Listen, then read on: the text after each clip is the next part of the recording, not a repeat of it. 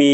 หลายท่านที่ติดตามช่องของผมนะครับว่าให้ติดตามทางพระธุดงค์ชาวเวียดนามตอนนี้ท่านฮอดไสแล้วนะครับผมก็พยายามค้นหาพยายามติดตามไปตอนนี้เพิ่นออกจากประเทศไทยไปอยู่ที่มาเลเซียนะครับแต่อาทิตย์ที่แล้วนั่นแหละก็ตามที่บอกไปนะครับว่าพระธุดงค์กลุ่มนี้เพิ่นเดินธุดงค์เพื่อจาริกแสวงบุญนะครับจากประเทศเวียดนามเพิ่นสิไปยังประเทศอินเดียคือไปที่สถานที่ต้นตำรับของชาวพุทธนะครับหรือว่าสถานที่ต้นกำเนิดของพระพุทธศาสนาเพิ่นสิย่างจากเวียดนามโดยที่ผ่านประเทศลาวเข้ามายังประเทศไทยที่ทางช่องเม็กจังหวัดอุบลราชธานีก็ผ่านเข้ามายังไทยเมื่อวันที่31ธันวาคมที่ผ่านมานะครับธันวาแล้วก็นี่มกราคมกุมภามีนาตอนนี้ก็อยู่ที่ครึ่งเดือนมีนานะครับเพิ่นก็ได้อยู่ในไทยทั้งหมดก็60มื้อผ่านไปปฏิพันธ์เขาพม่าแล้วก็ไปอินเดียแต่มันทั้งนี้ทั้งนั้นมันบ่สามารถที่ไปผ่านไปยังประเทศพม่าได้หรือว่าเมียนมาได้เนื่องจากว่าปัญหาเขาก็มีการสงครามกันในประเทศเพิ่นก็ถือว่าเป็นเรื่องที่ค่อนข้างสิลำบากสำหรับเพิ่นก็บ่ได้อนุญาตให้ประเทศอื่นเข้าไปในช่วงนี้ของเมียนมานะครับก็เลยจำเป็นต้องไปอีกประเทศหนึ่งนะครับเนื่องจากว่าปัญหาก็ค่อนข้างสิหลายสิ่งหลายอย่างที่ผมบอกไปในคลิปที่แล้วนะครับถ้าอยู่ในไทยก็อยู่บ่ได้เพราะว่าวีซ่าอิหยังกำหนดต่างๆจังซี่ล่ะนะครับสิไปกลับขึ้นไปประเทศลาวก็เดินเรื่องเดินหยังบ่ทันเพราะเวลากระชั้นชิดอันนี้ก็เป็นอยู่กับผู้ที่นำทางนำทีมหยังแน่จังหยังคือกันนะครับก็ค่อนข้างสิวุ่นวายคือกันนะครับแต่ตอนนี้เพิ่นอยู่มาเลเซียแล้วล่ะนะครับแต่สิ่งที่สำคัญนะครับมื้อเช้านี้มื้อวานนี่ก็เห็นเทิงธุดงค์เทิงฝนตกนะครับทางมาเลเซียก็ค่อนข้างฝนสิตกดีพอสมควรในช่วงนี้ทุรักทุเลกันพอสมควรแล้วก็ทางช่อง YouTube ช่องหยังนี่อยู่ที่มาเลเซียก็ค่อนข้างสิหลายนะครับแห่งหลายกว่าอยู่ในไทยอีกนะครับพี่น้องชาวเวียดนามที่เดินทางเข้ามายังมาเลเซียนั่นก็ค่อนข้างสิหลายนะครับบ่ว่าจะเป็น YouTube หรือพี่น้องที่รวมไปทำบุญในการใส่บาตรใส่หยังหลายคือกันนะครับแต่ทั้งแต่อยู่ทางมาเลเซียนี่ก็ค่อนข้างสิอยู่ยากกว่าอยู่ในไทยจังหน่อยนะครับเพราะว่าเพิ่นเป็นมุสลิมและอีกอย่างหนึ่งตอนนี้ก็ทางมุสลิมมันก็อยู่ในเทศกาลที่เพิ่นจังได๋ล่ะถือศีลเนาะมาเลเซียมันกำลังอยู่ในเทศกาลถือศีลก็ค่อนข้างสิอึกกระทึกคึกโครมคืออยู่ในไทยเฮาก็บ่ได้แต่ว่าคนหลายนะครับบ่ว่าสิเป็นช่อง YouTube หรือหยังเบิ่งแล้วก็ค่อนข้างสิหลายพอสมควรเลยถือโอกาสนี้บอกทุกท่านที่ติดตามช่องของผมได้รับทราบท่านก็ทุกรูปหรือว่านักแสวงบุญทุกรูปนะครับก็สบายดีนะครับแต่หลายเด้นะครับหลายรูปขึ้นมาเก่านะครับแล้วแต่ท่านสิเอิ้นเด้อที่ท่านสิเอิ้นในพระภิกษุหรือท่านสิเอิ้นนักแสวงบุญนักบวชหยังก็แล้วแต่นะครับแต่ที่แน่ในใจของผมก็ว่าบุคพระกลุ่มนี้นะครับเป็นพระที่ถือที่ค่อนข้างสิถือได้ปฏิบัติได้พอสมควรในระดับหนึ่งในพระธุดงค์ตามที่เพิ่นได้บำเพ็ญตนเพื่อเป็นพุทธศาสนิกชนที่ดีเนี่ยนะครับเบิ่งแล้วก็ค่อนข้างสิถือได้นะครับซึ่งผมก็อยากเอาเกี่ยวกับว่าการเดินธุดงค์ของพระกลุ่มนี้นะคำว่า13ธุดงค์13ธุดงค์นี่คืออีหยังนะครับตามที่ผมเคยได้บอกไปก่อนหน้านี้เพิ่นว่าเพิ่นปฏิบัติเกี่ยวกับ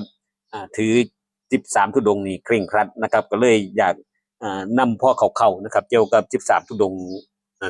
13ธุดงค์หรือว่ากฎ13ข้อของนักจาริกแสวงบุญกลุ่มนี้กล่าวขึ้นดุๆนะครับก็ข้อที่1ก็เกี่ยวกับการผ่าที่นุ่งห่มน่ะเป็นผ้าบางสกุลซึ่งเพิ่นก็ได้สามารถที่ไปเก็บเอามาจากปราสาทแหน่ถังขยะแหน่หยังแหน่เพิ่นก็เอามาหยิบใส่กันโดยการหยิบมือ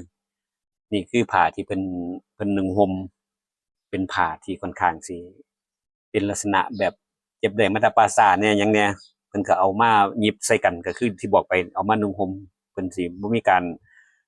รับผ้าจากฆราวาสญาติโยมเอามาถวายรับผ้าที่บริษัทโรงงานเป็นผู้ผลิตเพิ่นสิหาเอาง่ายๆแบบง่ายๆเพิ่นก็สอนให้ฮู้ว่าสิบ่ยึดติดยึดเหนี่ยวเกี่ยวกับผ้าทิ่มผ้าที่เป็นบริษัทต่างๆผลิตนี่ออกให้หมดอันนี้ก็ถือว่าเป็นเรื่องเกี่ยวกับการผ้าเครื่องนุ่งห่มเป็นการให้ผู้ปฏิบัตินี่ทิ้งเสื้อผ้าหรูๆเครื่องนุ่งห่มที่มีราคาแพงๆคือสอนให้ผู้ปฏิบัตินี่ได้รู้จักในข้อที่1นี่ ข้อที่สองของเพิ่นใน13ก็คือผ้า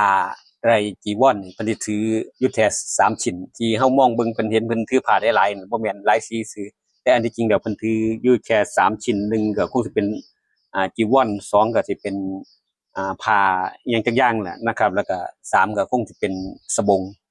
เกี่ยวกับเรื่องการถือผ้านี่เพิ่นได้ถือแค่3ชิ้นเท่านั้นเพิ่นสิบ่ถือเป็นชิ้นที่สี่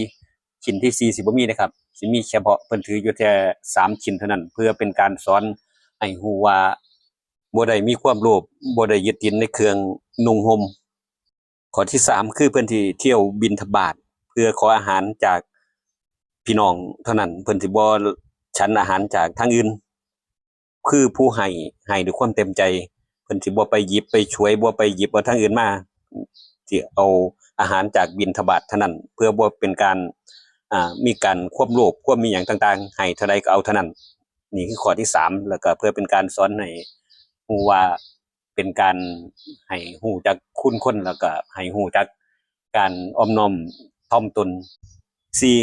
การบิณฑบาตไปทุกที่บ่เลือกว่าบ้านรวยหรือบ้านจนเพิ่นสิไปตามลำดับเพราะว่าสถานการณ์สิเป็นจังได๋ทั้งหน้าสิมีบ่มีฉันเพิ่นก็บ่ได้เรียกคือความหมายบ่ได้เรียกว่าต้องไปบิณฑบาตหม้อง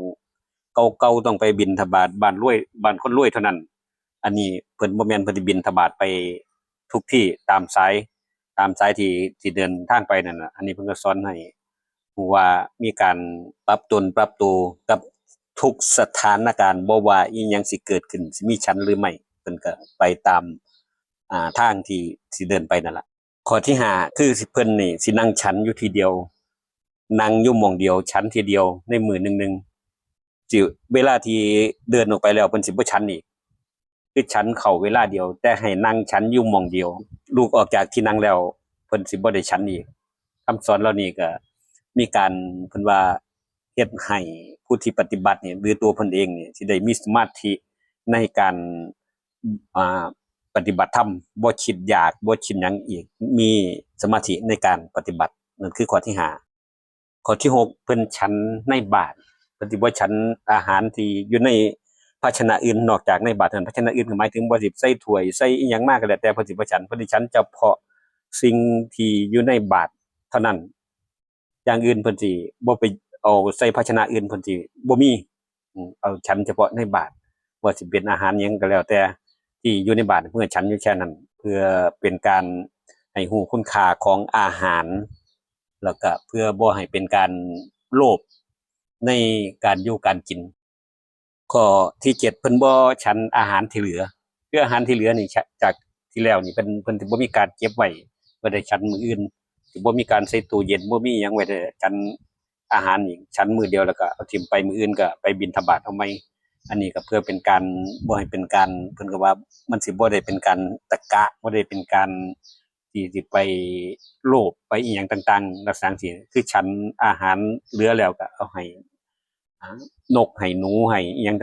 สัตว์สิ่งต่างๆนี่ได้กินต่อไปอันนั้นคือข้อที่7 8เพิ่นสิบ่อาศัยอยู่ในวัดบ่อาศัยอยู่นำที่เป็นศาลาเป็นหยังเพิ่นสิอาศัยอยู่ในป่า พระกลุ่มนี้เพิ่นสิอยู่ในป่าพระทิมิตรเวทเพิ่นสิบ่มีวัดเป็นประจำของเพิ่นสิอาศัยอยู่ในป่าความหมายของเพิ่นก็คือเป็นการหลีกเลี่ยงจากชุมชนหลีกเลี่ยงจากความวุ่นวายทั้งหลายเข้าไปอยู่ในป่าเพื่อเป็นการสิได้มีสมาธิในการปฏิบัติธรรมโดยที่บ่ไปยุ่งเกี่ยวกับชาวบ้านโดยที่บ่ไปยุ่งเกี่ยวกับโลกภายนอกนั่นคือข้อที่8ข้อที่9เพิ่นสิอยู่ใต้ต้นไม้หรือว่าใต้น้ำข้นไม้ข้นหยังต่างๆนั่นสิบ่มีกุฏิบ่มีอ่ากุฏที่ให้เพิ่นอยู่คือว่าเพิ่นไม่มีกุฏมีหยังเพิ่นก็บ่อยู่เพิ่นสิบ่อยู่เพิ่นสิอยู่นำต้นไม้อยู่นำป่านั่นล่ะนะครับละเพื่อความเป็นการละทิ้งความสะดวกสบายละทิ้งอิหยังต่างๆนี่ให้เป็นอยู่กับธรรมชาติเพิ่นสิได้ฮู้ว่าสิ่งที่มันเป็นธรรมชาตินี่มันเป็นลักษณะจังใดเพิ่นสิละทิ้งในการที่เป็นอารามอีหยังต่างๆเนี่ยเพิ่นสิบ่อยู่เกี่ยวกับพระกลุ่มนี้ก็ถือว่าข้อที่เก้าเพิ่นสิอยู่นำป่าข้อที่10ก็อยู่ลักษณะแบบที่ว่ากลางแจ้งแหละมันอยู่ในป่าก็อยู่กลางแจ้งสิบ่เข้าไปหลีอยู่ในบุ้งบ่ได้แต่ก็มีต้นไม้ใหญ่ๆมันก็สิอยู่ในต้นไม้ต้นหยังซั่นน่ะนะครับเพื่อเป็นการยอมรับเกี่ยวกับเรื่อง ธรรมชาติอีหยังต่างๆนี่ล่ะเพิ่นสิบ่เพิ่นก็อยู่กลางแจ้งเป็นที่โล่งๆยามอยู่กลางแจ้งนั่นคือข้อที่10ข้อที่11อันมีปราสาทนะครับเพิ่นก็สิอยู่ในปราสาทเป็นปราสาทเป็นสุสานเป็นอิหยังต่างๆนี่เพิ่นก็อยู่คันบ่อยู่ในป่าก็อยู่นำปราสาทหรือว่าสุสานเพื่อเป็นการให้เฮ็ดให้ฮู้ว่านี่คือสังขารบ่เที่ยงนี่คืออิหยังลักษณะแบบว่านี่คือการตายอยู่บ่ไกลการตายอยู่หยังจังซั่นล่ะในการปฏิบัติแนวความคิดผมก็ว่าเพิ่นต้องเป็นในรูปแบบนั้น12อยู่ที่ตามที่จัดให้ถ้ามีคนจัดให้เพิ่นก็อยู่ตามนั้นน่ะบ่มีการเรียกร้องบ่มีการอิหยังมันให้อยู่ตากแดดเพิ่นก็อยู่ตากแดดแล้วก็บ่เรียกร้องเกี่ยวกับเรื่องหม้องที่พักอาศัยใดๆทั้งสิ้นปฏิเสธที่สิอยู่ในที่มีความหรูหราหรือว่ามีหลังคาดีๆคือเพิ่นอยู่ตามที่จัดให้ข้อ12ข้อสุดท้ายข้อ13นี่ถือว่าเป็นการนั่งปฏิบัตินั่งสมาธินั่งจนหลับไปบางเที่ยก็ง้วยหน้าง้วยหลังนั่นน่ะท่านพระครูบาอาจารย์เพิ่นคงสิฮู้เนาะการนั่งปฏิบัติเพิ่นก็นั่งเอาปฏิบัติธรรมนี่เพิ่นนั่งนี่คือ13ข้อธุดงค์ที่ว่าอย่างเคร่งครัดที่ผมติดค้างว่าสิมาเว้าสู่พี่น้องฟังนะครับว่า13ธุดงค์คือหยังแหน่ก็เบิ่งแล้วก็ค่อนข้างสิเคร่งครัดหนักหนาพอสมควรนะครับแต่ว่าก็เบิ่งแล้วว่าผู้ใดเฮ็ดได้ก็ถือว่าโอ้สุดยอดนะครับแต่สมัยพุทธกาลก็สิเป็นลักษณะจั่งซี้แหล้วเนาะแต่สมัยคุมื้อก็คงสิบ่ถึงขั้นนั้นดอกนะครับเบิ่งแล้วก็เห็นพระธุดงค์ทิศมิตรเวย์จากเวียดนามนี่แหละนะครับผมคนเข้าไปเบิ่งในประเทศเวียดนามเพิ่นก็ค่อนข้างสิมีการธุดงค์จากคือว่าน่ะจากเหนือจรดใต้นะครับก็ที่แรกๆเพิ่นก็ธุดงค์ประมาณแรกๆนี่บ่มีเพิ่นก็บ่มีชื่อเสียงอิหยังดอกนะครับเพราะว่ายุคนั้นบ่มีโซเชียลบ่มีหยังต่างๆนี่เพิ่นก็ค่อยดังขึ้นมาก็เพราะว่ามีโซเชียลอิหยังต่างๆก็เฮ็ดให้การปฏิบัตินี่ค่อนข้างสิเพิ่นปฏิบัตินี่ค่อนข้างสิมีชื่อเสียงโด่งดังไปทั่วประเทศแล้วก็ไปทั่วโลกนะครับตอนนี้มีผู้ติดตามพระกลุ่มนี้อยู่เป็นล้านนะครับเป็นล้านคนที่ติดตามถือว่าเป็นเรื่องเป็นราวเป็นข่าวที่เอามาเว้าสู่พี่น้องในช่องของผมนี่ได้ฟังนะครับเกี่ยวกับพระธุดงค์จากเวียดนามเพื่อสิไปยังประเทศอินเดียแต่ตอนนี้ก็ยังบ่สามารถสิไปได้นะครับไปอยู่ที่ประเทศมาเลเซียนะครับว่าสิข้ามทางเมียนมานี่ไปบ่ได้มีสงครามนะครับแต่เพิ่นก็ปฏิเสธในการที่สิเดินทางโดยเครื่องเดินทางโดยเรือเพิ่นสิพยายามหาวิธีเดินด้วยเท้าเปล่านี่ไปยังประเทศอินเดียได้แต่ทั้งนี้ทั้งนั้นสิไปได้โดยวิธีใดจุดนี้ก็ยังบ่ทันรู้คือกันนะครับก็เดี๋ยวมีโอกาสผมก็สินำมาคอยเสนอเรื่อยๆนะครับเป็นอาทิตย์หรือเป็นในช่วงระยะไปนะครับสำหรับมื้อนี้วันนี้นะครับก็ต้องขอ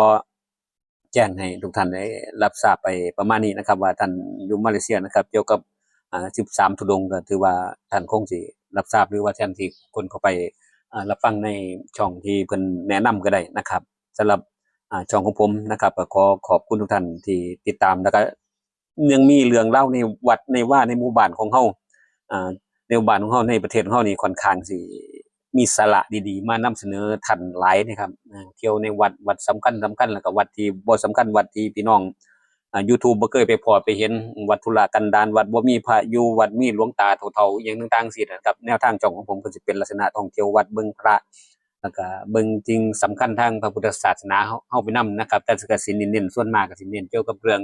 พระผู้เพิ่นปฏิบัติดีปฏิบัติชอบน่าเคารพนับถือนะครับคลิปนี้ขอขอบคุณทุกท่านที่เข้ามาติดตามสวัสดีครับ